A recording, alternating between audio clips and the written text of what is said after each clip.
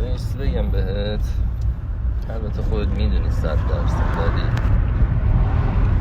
هم خوشگل‌تر از دوست دخترت زیاده، هم خوشگل‌تر از دوست پسرت زیاده، هم جذاب‌تر از دوست دخترت خیلی هست، هم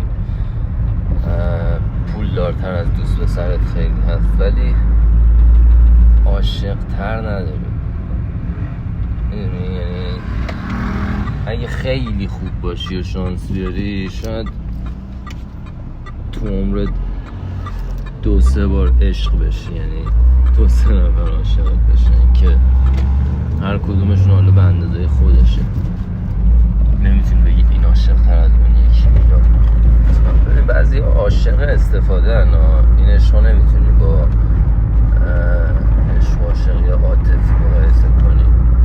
بعضی خودشونو به زمین و زمان میزنن که فقط با تو باشن، استفاده کنن ازتون.